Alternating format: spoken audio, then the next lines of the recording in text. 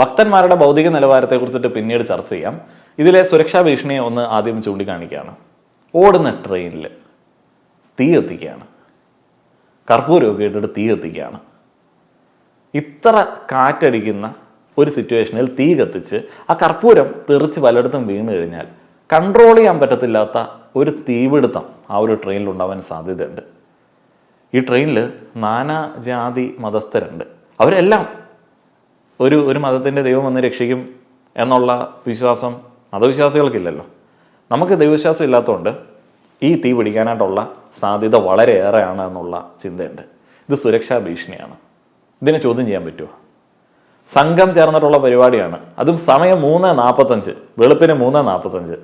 ആളുകളുടെ ഉറക്കം മുഴുവൻ ഡിസ്റ്റർബ് ചെയ്ത് ആ ഒരു പ്രദേശത്തെ ഫാനുകൾ ഓഫ് ചെയ്ത് ലൈറ്റ് ഓൺ ചെയ്തിട്ടുള്ള പരിപാടിയാണ്. വേണമെന്നുണ്ടെങ്കിൽ ഇത് അന്യ സംസ്ഥാന ഭക്തന്മാരാണ്, അതേപോലെ തന്നെ ഇത് ദൈവത്തിന്റെ ആചാരമാണ് എന്നൊക്കെ പറഞ്ഞ് വാദിക്കാം. പക്ഷേ നമ്മൾ എന്തിനാണ് ഇതൊക്കെ സഹിക്കേണ്ടത്? എപ്പോഴും സംഖ്യകൾ ഷെയർ ചെയ്യുന്ന വീഡിയോ ഉണ്ട്. UK-യിൽ നിന്നും US-ൽ നിന്നുമൊക്കെ മറ്റേ പ്രാന്തന്മാർ റോഡിന് നടുക്ക് മനുഷ്യൻ നടക്കുന്ന വഴിയിലൊക്കെ നിസ്കരിക്കുന്ന വീഡിയോസ്. അപ്പോൾ അത് സഞ്ചാര സ്വാതന്ത്ര്യം നിഷേധിച്ചിട്ടുള്ള നിസ്കാരമാണ്. അപ്പോൾ അതിനെ ഇവന്മാർക്ക് ഭയങ്കര എതിർപ്പാണ്. പക്ഷെ ട്രെയിനിനകത്ത് തീ കത്തിക്കുന്ന ഈ പരിപാടിയെ സംഘികൾ കൂട്ടമായി തന്നെ ന്യായീകരിക്കുന്നുണ്ട്. ഇത് ഒരു പ്രശ്നമാണ് എന്ന് അഡ്രസ്സ് ചെയ്ത ഒരു പോസ്റ്റിൻ്റെ താഴെ അവരിട്ടിരിക്കുന്ന കമൻ്റാണ്. Because of Hindus like we still are not in unity and in Bangladesh Hindus are getting killed. ബംഗ്ലാദേശിൽ ഹിന്ദുക്കൾ മരിക്കുന്നത് കൊണ്ട് ഇവന്മാരിവിടെ തീയിടുന്നതിനെ നമ്മൾ അംഗീകരിക്കണം. Puja is not acceptable, namaz is acceptable. കേരളത്തിൽ നമ്മൾ പൂജയൊന്നും ഇവരുടെ ഹിന്ദുമത ആചാരങ്ങൾ അക്സെപ്റ്റ് ചെയ്യുന്നില്ല, നമസ്കാരങ്ങളൊക്കെ അക്സെപ്റ്റ് ചെയ്യുന്നുണ്ട്. നമുക്ക് ഇതിനകത്ത് സുരക്ഷാ ഭീഷണിയും ഡിസ്റ്റർബൻസും മാത്രമാണ് കൺസിഡറേഷൻ. മറ്റേ മതം എന്ന് പറയുന്ന കാര്യം ഇവിടെ ഈ മുഖ്യധാരയിൽ ഇരുന്ന് ഇതിനെക്കുറിച്ചിട്ട് ചർച്ച ചെയ്യുന്ന ആളുകൾ ചർച്ച ചെയ്യുന്നില്ല. ആരുടെയെങ്കിലുമൊക്കെ മതം, ആരുടെയെങ്കിലുമൊക്കെ ദൈവം എന്തെങ്കിലും കാണിക്കട്ടെ എന്ന് വിചാരിക്കുന്ന മൈൻഡാണ്. അതേപോലെ ചില അന്ധഭക്തന്മാർ മറ്റേ ട്രെയിനിൽ മുസ്ലിങ്ങൾ പ്രാർത്ഥിക്കുന്നതിൻ്റെ ഫോട്ടോസൊക്കെ ഇതിൻ്റെ താഴെ കമൻറ്റ് ചെയ്തിട്ടുണ്ട്. അത് അവർ പ്രാർത്ഥിച്ചോട്ടെ, പോട്ടെ എന്ന് വയ്ക്കാം. നമുക്ക് സുരക്ഷാ ഭീഷണി ഒന്നുമില്ലല്ലോ, നടക്കാൻ ഇത്തിരി ബുദ്ധിമുട്ടുണ്ടെന്നല്ലേ ഉള്ളൂ.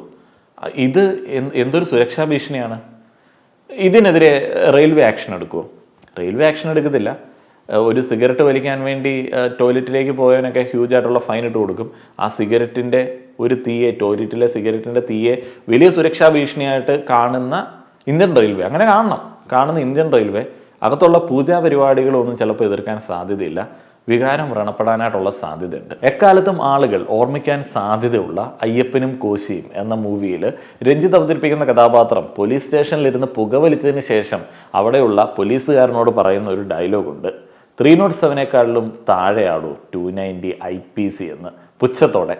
അത്തരത്തിൽ പുച്ഛത്തോടെ മതവാദികൾ നമ്മളോട് പറയാതെ പറയുന്ന ഒരു കാര്യമുണ്ട്, ഭരണഘടനയെക്കാളിലുമൊക്കെ മുകളിലാടൂ മതങ്ങൾക്ക് ഇവിടെയുള്ള സ്ഥാനമെന്ന്. അത് നിങ്ങൾക്ക് ആർക്കെങ്കിലും നിഷേധിക്കാൻ പറ്റുമോ? നിഷേധിക്കാനായിട്ട് പറ്റത്തില്ല. ഏതെങ്കിലുമൊക്കെ മതത്തിൻ്റെ ദിനങ്ങളിൽ പ്രകടനങ്ങൾക്ക് നടുവിൽ കൂടെ വണ്ടി ഓടിച്ചുകൊണ്ട് പോവുകയാണെന്നുണ്ടെങ്കിൽ നിങ്ങൾക്ക് മനസ്സിലാവും മതങ്ങൾക്ക് എത്രത്തോളം പ്രാധാന്യമുണ്ട് എന്നുള്ളത്. അവിടെ പലപ്പോഴും നിങ്ങളുടെ അത്യാവശ്യങ്ങൾക്ക് യാതൊരു പ്രാധാന്യവും ഇല്ല. മതം, അതേപോലെ തന്നെ ചുവപ്പ് രാഷ്ട്രീയം, അതൊക്കെയാണ് ഭരണഘടന തരുന്ന ചില അവകാശങ്ങൾ നമുക്ക് നിഷേധിക്കുന്നത്. ഈ കഴിഞ്ഞ ദിവസം സോഷ്യൽ മീഡിയയിൽ ഒരു റീല് കണ്ടതാണ്. ചുവപ്പ് ഷർട്ടിട്ട് കാക്കി പാൻസ് ഇട്ട് ചുവപ്പിനെ പ്രണയിച്ച കുറേ അമ്മമാർ നാടിനെ നന്നാക്കാൻ വേണ്ടി ഭയങ്കര മര്യാദയോടെ എന്ന ഭാവത്തിൽ മാർച്ച് ചെയ്തു പോവുകയാണ്.